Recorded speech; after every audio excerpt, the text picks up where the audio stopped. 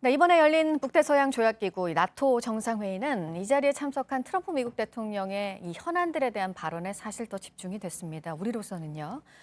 회의 내부로 좀 들어가 보면 서로 단합을 말하기는 했는데 곳곳에서 분열이 있었습니다. 보도 연결해서 알아봅니다.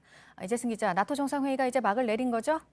네, 북대서양 조약기구 나토 정상은 이 도전의 시기에 우리는 동맹으로서 더 강하다는 내용의 공동 선언문을 채택했습니다. 선언문에는 테러 위협에 맞서서 단합을 약속하고 또 중국의 도전에 공동 대처해야 한다는 내용이 담겼습니다. 그러나 이면에서는 여러 가지 내부 균열을 드러냈는데요. 트럼프 미국 대통령은 방위비 증액을 거듭 압박했고 나토 뇌사 발언을 한 마크롱 프랑스 대통령과 각종 현안을 두고 충돌했습니다. 또 이틀이도 캐나다 총리 등이 트럼프 험담을 한 것으로 추정되는 영상이 공개되기도 했습니다. 또 마크롱 프랑스 대통령과 에르도안 터키 대통령도 시리아 쿠르드 민병대를 테러 단체로 봐야 하느냐를 두고 설전을 벌였습니다. 이처럼 나토 내부의 불화가 곳곳에서 드러나면서 이번 공동 선언문이 해결책을 찾기보다는 분열과 이견을 가려보려는 그런 시도라는 평가도 나왔습니다. 네, 북한의 발사체 발사에 대해서 유엔 안보리의 유럽 국가들이 규탄 성명을 발표했네요. 네.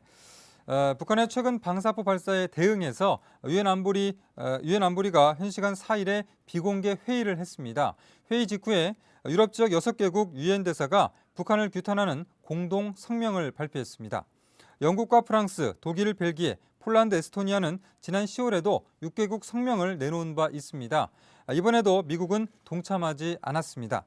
유럽 6개국은 성명에서 지난달 28일 북한의 미사일 발사를 비롯한 잇따른 도발에 깊은 우려를 표명한다면서 안보리 결의에도 명백하게 위반된다고 지적했습니다. 이런 가운데 안보리 결의에 따라서 캄보디아에 있는 북한 식당 6곳과 또 태국과 네팔의 일부 북한 식당도 문을 닫았다는 소식입니다.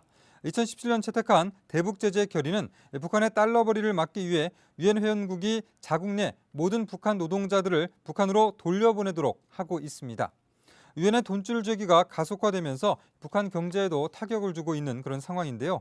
이런 상황에서 뉴욕타임스는 외화벌이가 마땅찮은 북한이 제재 대상이 아닌 관광에 더 주력할 것이라고 보도했습니다. 특히 지난 6월에 시진핑 방북 이후로 중국인 관광객이 꾸준히 늘어나는 점에 주목했습니다. 네, 이 밖에 새로운 소식은 정리해서 잠시 후 8시쯤에 전해드리겠습니다. 지금까지 아침엔 지금 JTBC 이재승입니다.